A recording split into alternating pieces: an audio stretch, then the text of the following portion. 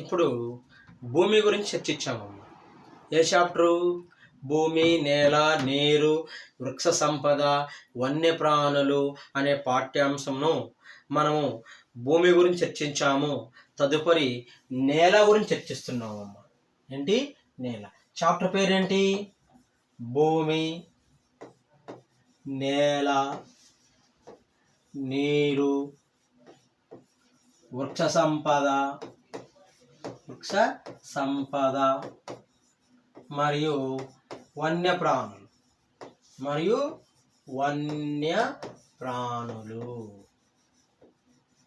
Is the 8th class.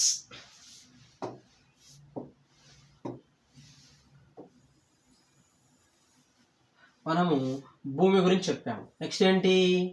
నేల. నేలకు మనకి పేరేంటమ్మా? మృత్తిక. నేలకు మనకి పేరేంటి? మృత్తిక. మృత్తిక అంటే ఏంటి? భూమిపైన పలచని మట్టి పొరను మృత్తిక అంటారు.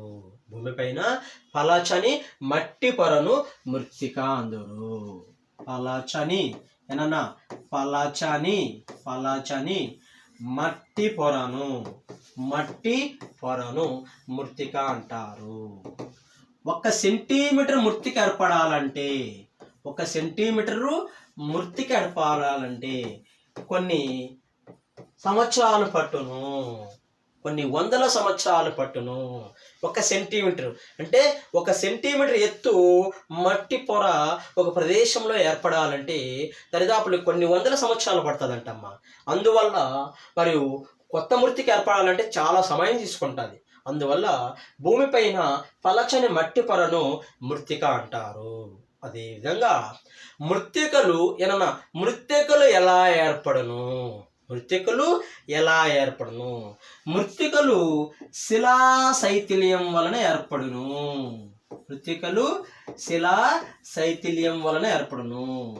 Very very important point. మృత్తికలు ఎలా ఏర్పడుతున్నాయి అంటున్నారు? శిలా శైథిల్యం వల్ల మృత్తికలు ఏర్పడును. శిలా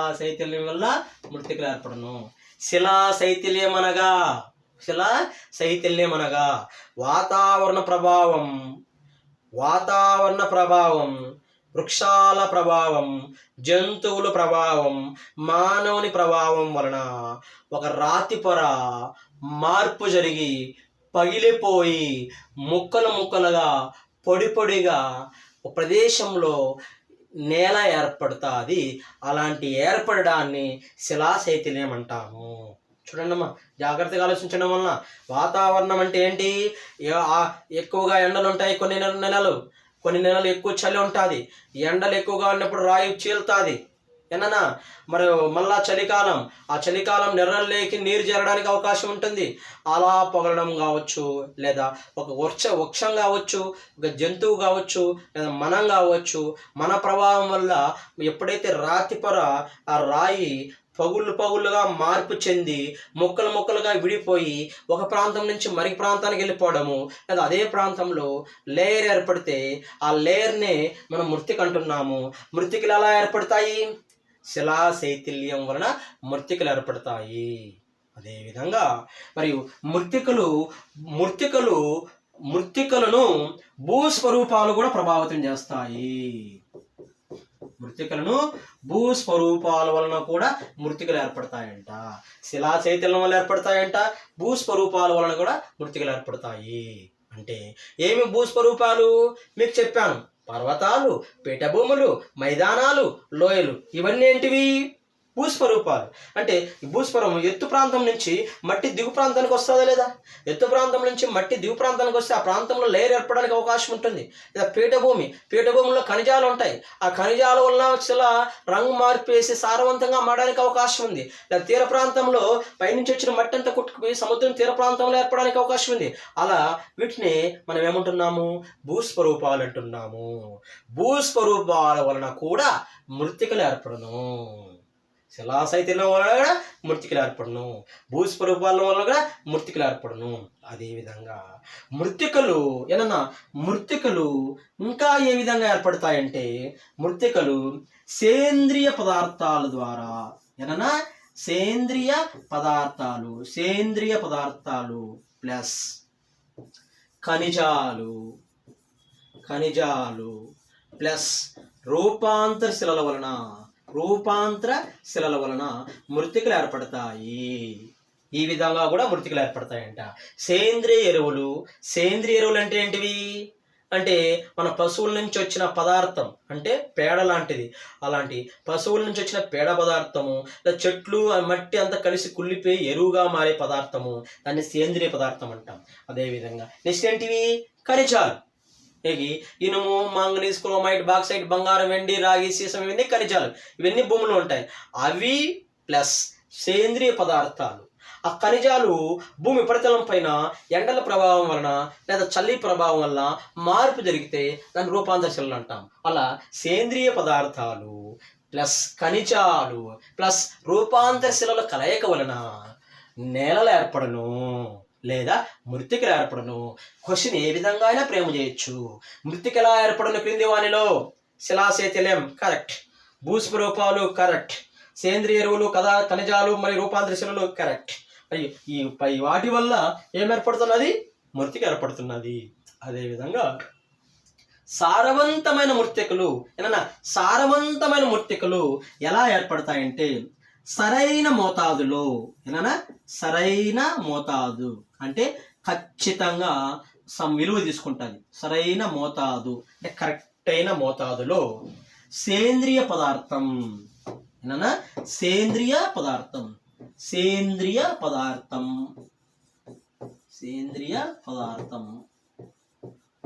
ప్లస్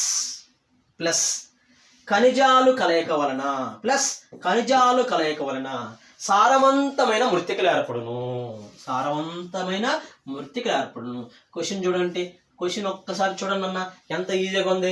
మృత్తికలు ఎలా ఏర్పడతాయి? సేంద్రియ పదార్థాల వలన, ఖనిజాల వలన, రూపాంతర శిలల వలన మృత్తికలు ఏర్పడతాయి. నేను కాదని లేదు. ఇక్కడ ఏమన్నాడు? సారవంతమైన మృత్తికలు క్రింది వానిలో ఏ విధంగా ఏర్పడను అనే క్వశ్చన్ తీసుకుంటే సరైన మోతాదులో సేంద్రియ పదార్థము ఖనిజాలు కలయిక వలన సారవంతమైన మృత్తికలు ఏర్పడను. అదేవిధంగా ఇక్కడ మృత్తిక తీసుకుంటే ఏమన్నా ఇది ఒక లేయర్ మృత్తిక తీసుకోండి. ఈ మృత్తికలో కింద భాగంలో ఉండేది మాతృశిల. మృత్తికలో కింది భాగంలో ఉండేది మాతృశిల. ఏంటి మాతృశిల అంటే ఏంటి? మన మాతృ తల్లి ఎవరు? అమ్మ. అలా శిలకు కూడా భూమిపైన రకరకాల మార్పులు జరిగి మట్టి పడుతుంది. ఆ మట్టి ఏర్పడడానికి ప్రధాన కారణం ఎవరు? కింది భాగంలో ఉన్న వ్యక్తే కదా, కింది ప్రాంతంలో ఉన్న లేరే కదా. అదేవిధంగా మృత్తిక కింది భాగంలో మరి ఏది ఉంటుందంటే మాతృశిల ఉంటుందంట. ఏ శిల? మాతృశిల. ఆ మాతృశిల పైన ఏం జరుగుతుంది? శిలా శైథిల్యం జరుగుతుంది. మాతృశిల పైన శిలా శైథిల్యం జరుగుతుంది. శిలా శైథిల్యం పైన బంకమట్టి,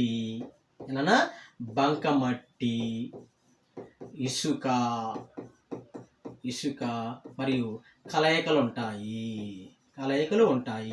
బంకమట్టి, ఇసుక, రాతిపొర కలయిక ఉంటుంది. ఈ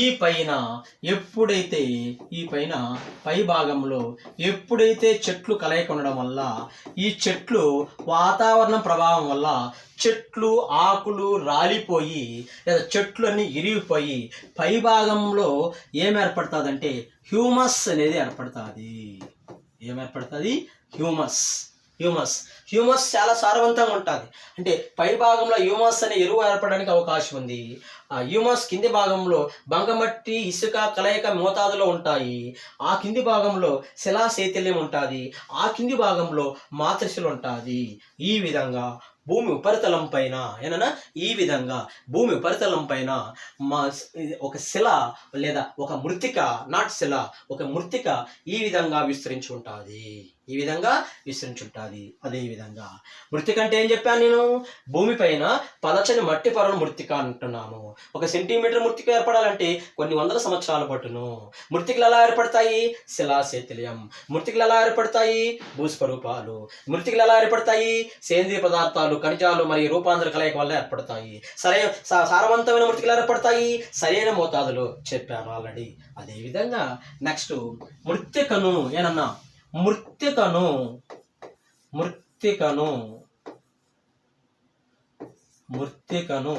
ప్రభావితం చేస్తున్న అంశాలు. మృత్తికను ప్రభావితం మృత్తికను ప్రభావితం చేస్తున్న అంశాలు. ప్రభావితం చేస్తున్న అంశాలు. అదేవిధంగా మృత్తిక ఏర్పడడానికి ఎవరెవరు పాత్ర వహిస్తున్నారో చూద్దాం. అదేవిధంగా ఇది మృత్తిక ఏనా మృత్తిక. మరియు ఈ మృత్తికను ఎవరు ప్రభావితం చేస్తున్నారు చూద్దాం. మరియు ఇది మృత్తిక. మరియు ఈ మృత్తికను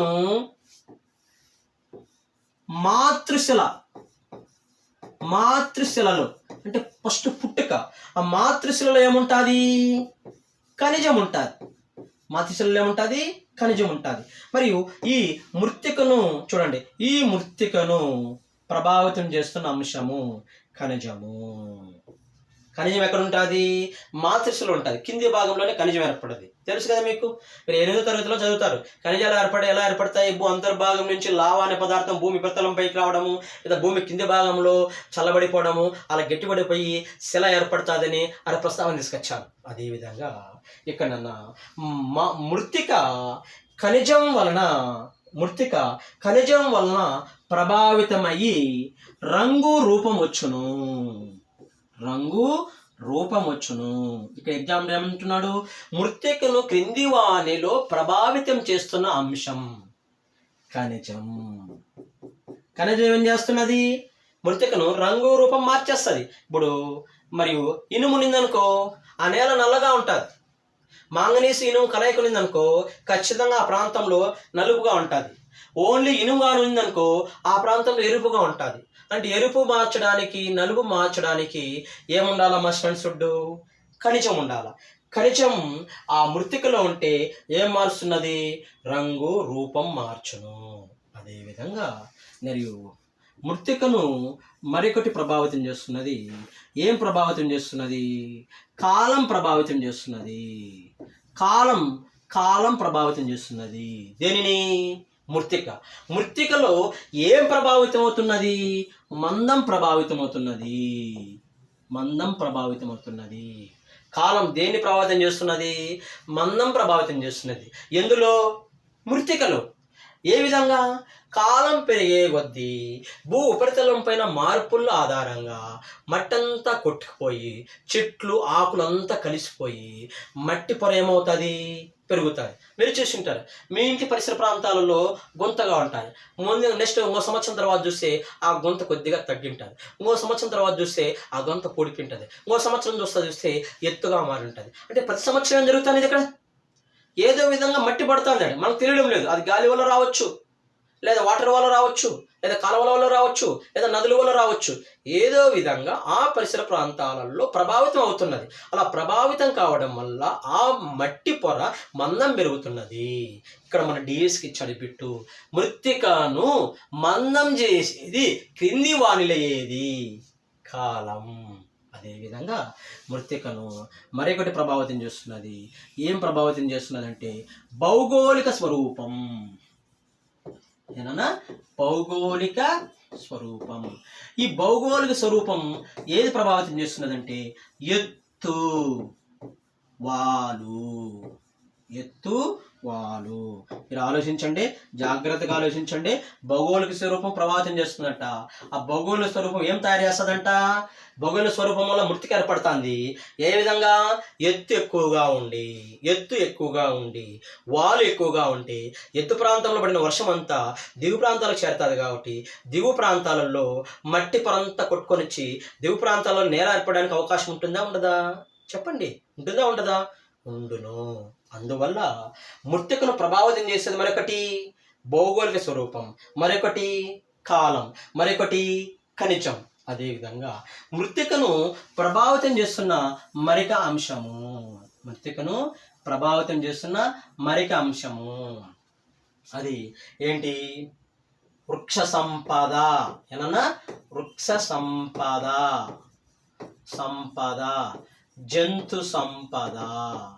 వృక్ష సంపద, జంతు సంపద, ఈ రెండు ప్రభావితం చేస్తున్నది దేనిని? మృతికను.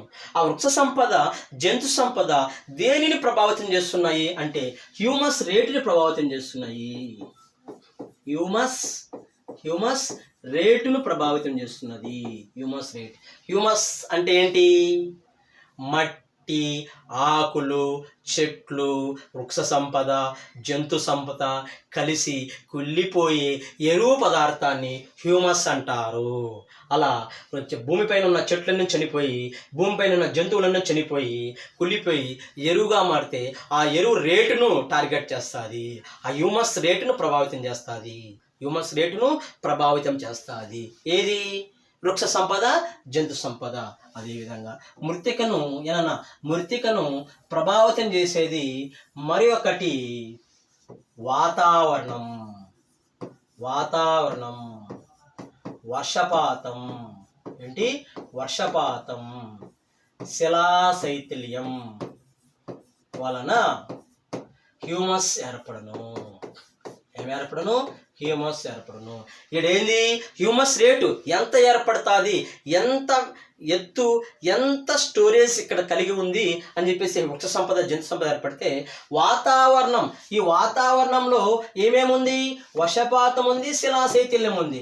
అలా వర్షపాతం శిలాశైథిల్యం రేటు వలన ఏమి ఏర్పడుతున్నది? హ్యూమస్ ఏర్పడుతున్నది.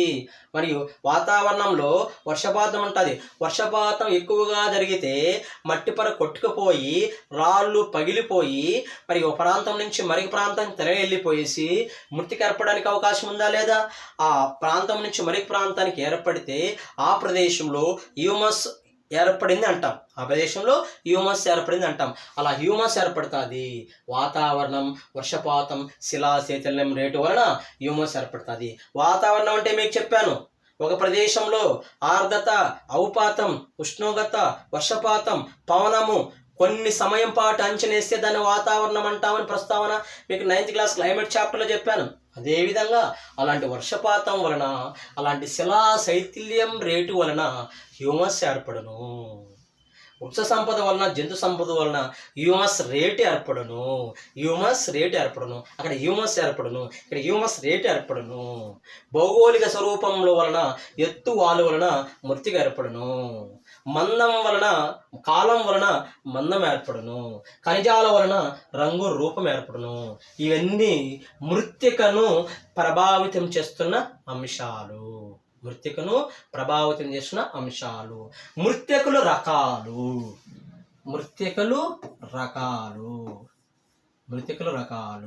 ఒకటి ఒండ్రు మృతికలు.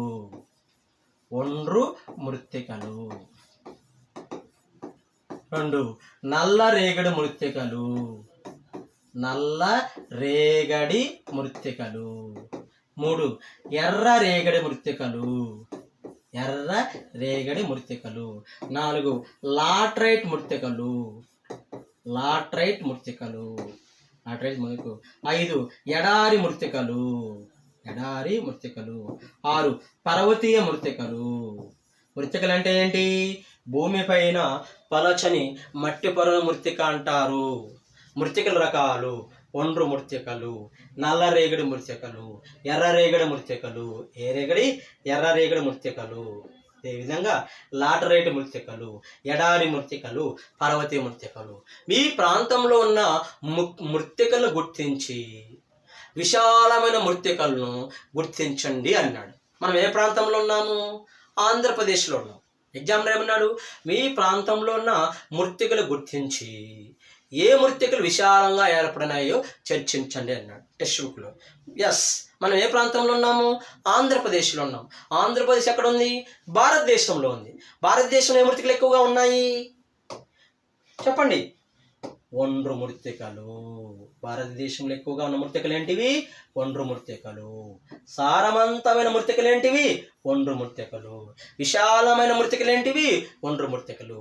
మన దేశంలో ఎక్కువగా ఉన్న మృత్తికలు ఏంటివి? ఒండ్రు మృత్తికలు. అదేవిధంగా భారతదేశంలో నువ్వు ఎక్కడున్నావు? ఆంధ్రప్రదేశ్లో ఉన్నావు. ఆంధ్రప్రదేశ్లో ఎక్కువగా ఉన్న మృత్తికలు ఎర్రరేగడి మృత్తికలు. ఆంధ్రప్రదేశ్లో ఎక్కువగా ఉన్న మృత్తికలు ఎర్రరేగడి మృత్తికలు. మరి ఏపీలో సారవంతమైన మృత్తికలు కానీ, దేశంలో సారవంతమైన మృత్తికలు కానీ ఏవి? ఒండ్రు మృత్తికలు. విశాలమైన మృత్తికలు దేశంలో ఒండ్రు మృత్తికలు. ఏపీలో విశాలమైన మృత్తికలు ఎర్రరేగడి మృత్తికలు. అదేవిధంగా ఈ మృత్తికలు ఈ మృత్తికలు ఒక ప్రాంతం నుంచి మరొక ప్రాంతానికి కొట్టుకుపోవడం జరుగును. అలా ఒక ప్రాంతం నుంచి మరొక ప్రాంతానికి కొట్టుకుపోవడం జరిగితే దాన్ని మృత్తికా క్రమక్షయం అంటాము. మృత్తికా క్రమక్షయం అంటాము. భూమిపైన పలచని మట్టి పొర కొట్టుకుపోవడాన్ని ఏమంటాము? మృత్తికా క్రమక్షయం అంటాము. అంటే భూమి ఉపరితలం పైన మృత్తిక కొట్టుకుపోతున్నదంటే కారణాలు ఏంటి? మనం ఏం చేస్తున్నాము? భూమి ఉపరితలం పైన వృక్షాలన్నీ నరికేస్తున్నాం. వృక్షాలన్నీ నరికేయడం వల్ల భూమి పొర పట్టుత్వం తగ్గిపోతుంది. ఎక్కువగా రసాయన ఎరువులు వాడేస్తున్నాం. భూమి ఎప్పుడైతే ఎక్కువ రసాయన ఎరువులు వాడడం వల్ల భూమిలో ఉన్న సారవంతం తగ్గిపోయేసి భూమి మెత్తగా మారి అంటే సరళంగా మారిపోయేసి మట్టి పొర ఒక ప్రాంతం నుంచి మరొక ప్రాంతానికి వెళ్ళిపోతుంది. అదేవిధంగా మరి పశువులు ఎక్కువ మోతాదులో మోపేస్తున్నాం. ఇలా పశువుల మేపకాల వలన, చెట్లు ఎక్కువ నరకడం వలన, రసాయన ఎరువులు వాడకం వలన, వరదలు ఎక్కువ గురి కావడం వలన భూమిపైన పలచని మట్టి పొర కొట్టుకుపోయి వివిధ ప్రాంతాలకు వెళ్ళిపోతున్నది. అదేవిధంగా భూమిపైన పలచని మట్టి పొర కొట్టుకుపోవడాన్ని క్రమక్షయం అంటాము. అదేవిధంగా ఈ మృత్తికను ఏ విధంగా పరిరక్షించవచ్చు? మృత్తికను ఏ విధంగా పరిరక్షించవచ్చు? మృత్తికను పరిరక్షించే పద్ధతులు. మృత్తికను పరిరక్షించే పద్ధతులు: 1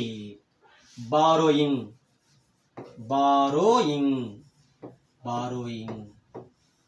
2 terrace farming.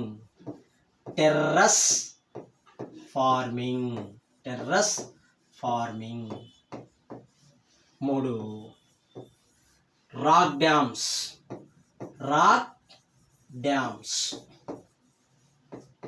4 shelter belts.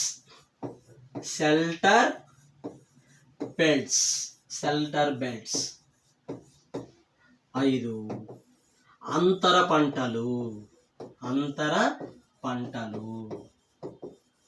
6 mulching. ఇవి మృత్తికను పరిరక్షిస్తున్న పద్ధతులు. దీన్ని బారోయింగ్ అంటాము లేదా కాంటూర్ బారోయింగ్ అంటాం. Borrowing, terrace farming, rock dams, shelter belts, అంతర పంటలు, మల్చింగ్. క్వశ్చన్ ఏ విధంగా చేస్తాడు? క్రింది వానిలో మృత్తిక పరిరక్షణ పద్ధతిని గుర్తించండి.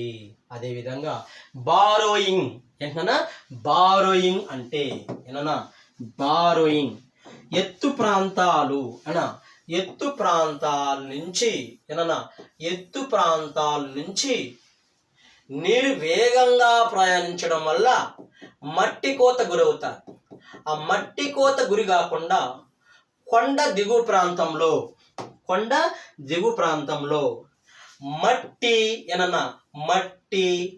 రాళ్ళు గడ్డితో కట్ట వేయడాన్ని మట్టి రాళ్ళు గడ్డితో గడ్డితో కట్టవేయడాన్ని బారోయింగ్ అంటారు. ఎత్తు ప్రాంతాల నుంచి మట్టి అంతా కొట్టుకొని దిగు ప్రాంతాలకు వస్తున్నది. ఎప్పుడైతే ఎత్తు ప్రాంతాల నుంచి మట్టి దిగు ప్రాంతాలకు కొట్టుకొని వస్తుండడం వల్ల ఆ దిగు ప్రాంతాలలో కొండకు దిగు ప్రాంతాలలో మట్టి రాళ్ళు గడ్డితో అడ్డు వేస్తే దాన్ని బారోయింగ్ అంటాం. Next terrace farming. ఏంటన్నా టెర్రస్ ఫార్మింగ్. వాలు ప్రాంతాలలో చదును చేసి వ్యవసాయం చేస్తే ఆ ప్రదేశంలో నీటి వేగం తగ్గుతుంది. దాన్ని టెర్రస్ ఫార్మింగ్ అంటాము. పర్వతాలలో చదును చేసి వ్యవసాయం చేసుకుంటే మరి వాలు తగ్గిపోయేసి క్రమక్షయం కూడా తగ్గుతుంది, మట్టి కొరత కూడా తగ్గుతుంది. అందువల్ల మృత్తికను పరిరక్షణ పద్ధతి మరొకటి ఏంటి? Terrace farming. నెక్స్ట్ ఏంటి? Rock dams. కొండ దిగు ప్రాంతంలో రాళ్ళతో అడ్డు వేయడాన్ని